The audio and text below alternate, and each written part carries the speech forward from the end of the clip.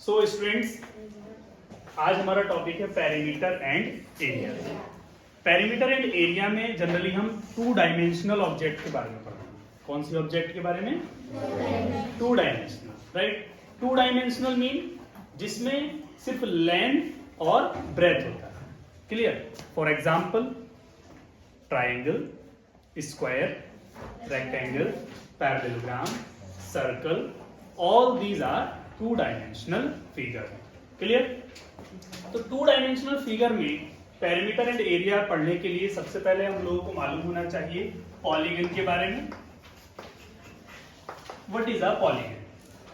Poly means many sides, okay. Polygon means a closed figure made up of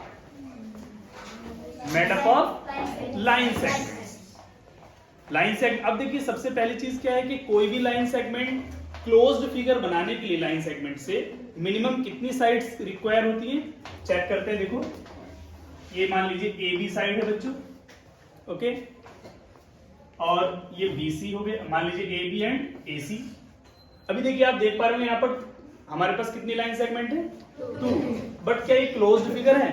नहीं ना। तो इसको close करने के लिए हमें कितनी साइड्स और चाहिए? 1 और चाहिए। तो A B, A C and C B. अब ये क्लोज्ड हो गया। मिनिमम कितनी साइड हुई इसमें? 1, 2 एंड 3। और क्लोज्ड फिगर है, 3 साइड से है, मींस 3 लाइन सेगमेंट से बना है। So it is a polygon. तो पॉलीगन की डेफिनेशन ये होती है any simple closed curve made up of line segment. कोई भी ऐसा कर्व जो क्लोज्ड हो और किससे बना हो? लाइन सेगमेंट से बना हो, that is called a polygon. So students, इस शेप का नाम क्या है? ट्राइएंगल। बिकॉज इसमें कितनी साइड्स आई हैं? 3 साइड्स हैं और 3 ही इसके क्या हैं? एंगल्स। क्लियर? अब ट्राइंगल में मान लीजिए सर पेरीमीटर एंड एरिया की बात कर रहे हैं, तो ट्राइंगल के साथ साथ और बहुत सारे शेप्स होते हैं। एक बार हम उनको देख लेते हैं कौन कौन से शेप होंगे, फिर उसके बाद हम चलेंगे कि पेरीमीटर क्या होता है और पेरीमीटर कैसे फाइंड किया जाता है और उसके फॉर्मूले कैसे ड्राइव होते हैं। बहुत ही आसान है। देखिए 3 साइड्स हैं यहाँ पर, मैं लिख देता हूं 3 साइड्स और इसका नेम हो गया बच्चों, क्या नाम हुआ इसका? Triangle. Triangle, right. Coming to 4 sides, any closed figure made up of 4 sides like this. How many sides are there? 4. AB, BC, CD and DA. Clear? 4 sides है। So 4 sides है means इसका नाम हम लिखते हैं बच्चों क्वाड्रिलेटरल। क्या लिखते हैं इसका नाम? Quadrilateral, right. Quadrilateral is also a polygon made up of 4 sides। 4 sides है ना इसमें। अब देखो बच्चों, क्वाड्रिलेटरल में बहुत सारे पर्टिकुलर शेप्स आते हैं जिसमें 4 साइड्स होंगी, बट उनके नेम्स क्या हैं? डिफरेंट होंगे on the basis of their property. उनकी प्रॉपर्टी के बेस पर उनके नेम क्या हो जाएंगे? सेपरेट। जैसे सबसे पहले हम बात करते हैं स्क्वायर।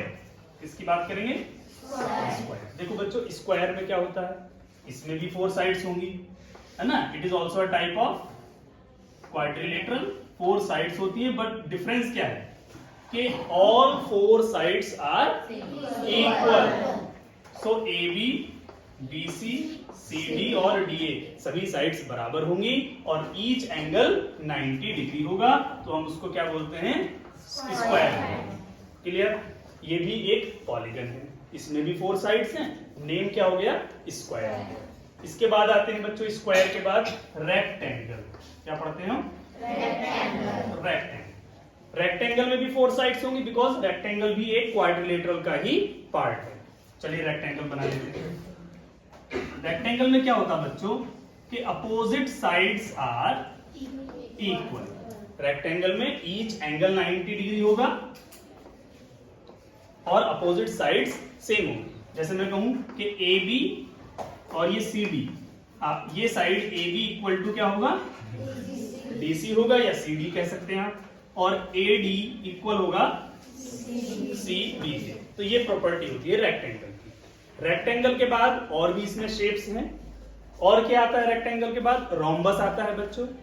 रोम्बस में भी कुछ स्पेसिफिक प्रॉपर्टीज होंगी, उनको भी हम डिस्कस करेंगे।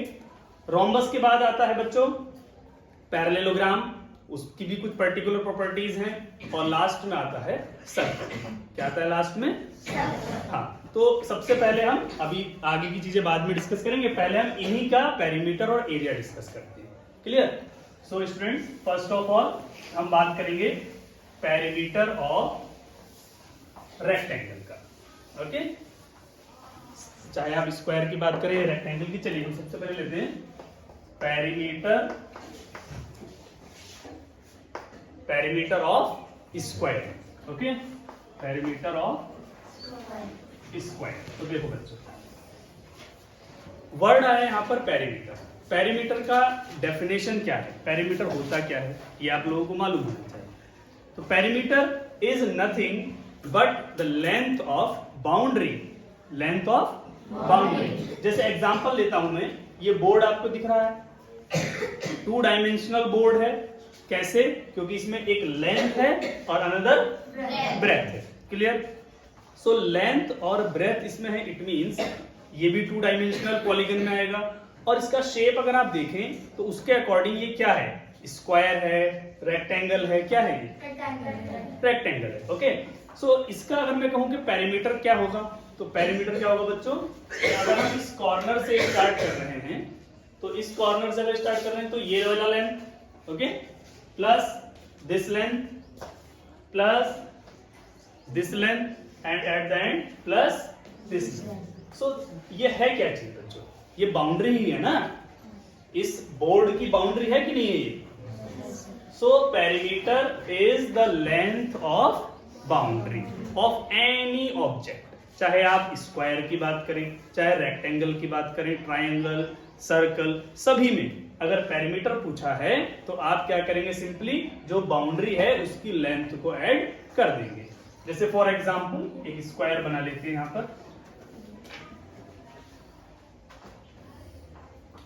ये एक स्क्वायर है बच्चों, नेम लिख लेता हूं A B C and D। ABCD square है। मान लेते हैं बच्चों कि इसका जो साइड है उसको हम किससे रिप्रेजेंट कर रहे हैं? A से। आप सबको मालूम है कि all sides of square are equal, so each side is A। Clear? और मैंने अभी आपको बताया कि perimeter equal to length of boundary. Length of boundary. Clear? अब बाउंड्री क्या है बच्चों? A B. मान लीजिए ए पॉइंट से आप स्टार्ट कर रहे हैं। सपोज आप ऐसे समझिए इसको कि क्या है, ये स्क्वायर शेप में एक प्लेग्राउंड है। आप इस पर जो है वॉक कर रहे हैं, मॉर्निंग वॉक पे निकले हैं, तो सबसे पहले ए से स्टार्ट कर रहे हैं और इस डायरेक्शन में जा रहे हैं। तो आपको एक 1 कंप्लीट राउंड लेना है, 1 कंप्लीट राउंड। तो ए से कहां पर जाएंगे? B। और बी से C2 और D2। मतलब आपका पाथ जो होगा वो इस डायरेक्शन में होगा। क्लियर?